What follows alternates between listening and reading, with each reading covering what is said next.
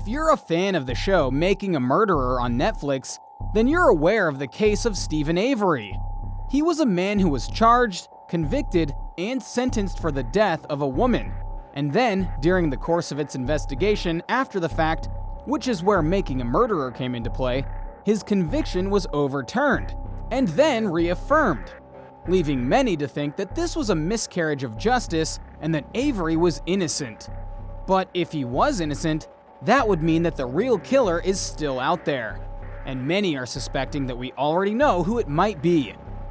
Allow us to ask, is Bobby Dassey the real murderer? Be sure to like the video and subscribe to the channel. The case of Teresa Halbach. What this all boils down to is the death of a woman and the case that began to try and find her killer. In 2005, a woman named Teresa Halbach was murdered, and Stephen Avery was arrested after blood had been found in her truck that was linked back to him.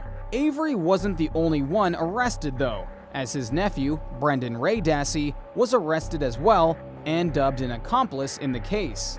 From the outset, Avery claimed that not only was he innocent, but that the county was trying to set him up due to the civil suit that had been put against him by himself.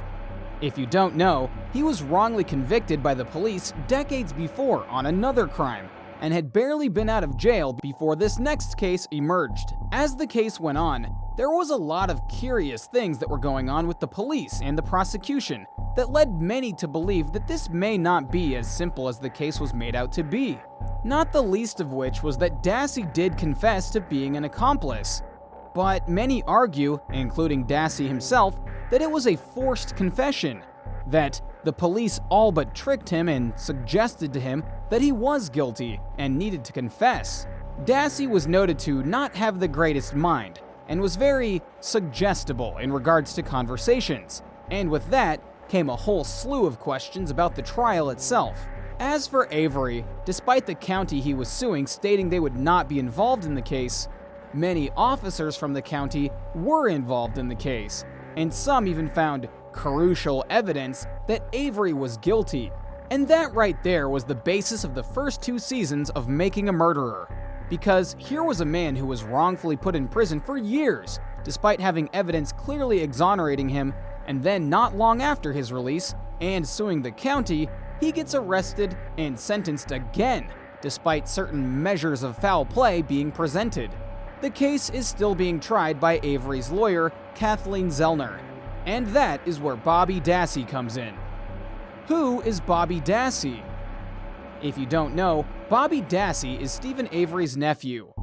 Bobby was one of the key witnesses used by the prosecution in the trial against his uncle. In the trial, he testified that he saw Halbach taking photos on Avery's property, but did not see her again after she went into Avery's trailer. Do you remember anything unusual that happened at about 2:30 that afternoon? A vehicle had driven up and started taking pictures of the van. Even stating that her car was there at the house when he went hunting, but was gone when he came back. However, according to Zellner, that's not what happened at all. In a recently filed court motion, she alleges that Bobby Dassey planted the car there to put suspicion on his uncle. Zellner is filing the motion, citing a new witness who came forward with information.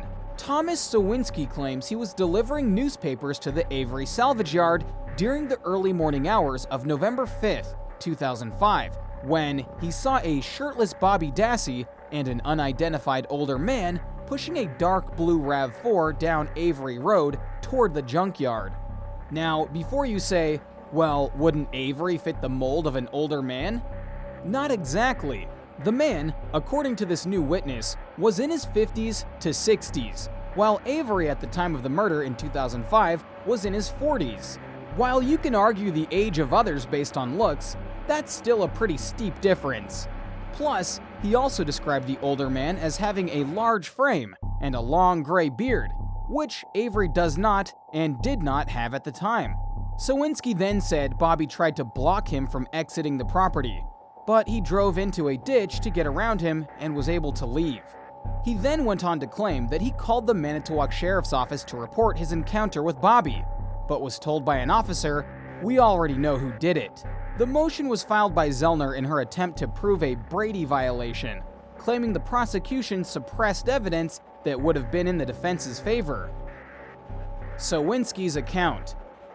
The new witness opened up more about the situation and gave his eyewitness account.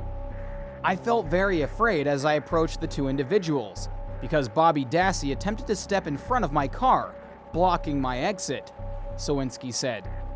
I was within 5 feet of Bobby Dassey, and my headlights were on the entire time. He went on. Bobby Dassey looked me in the eye, and I could tell with the look in his eyes that he was not happy to see me there, Sowinski said, adding he felt the two men were doing something creepy.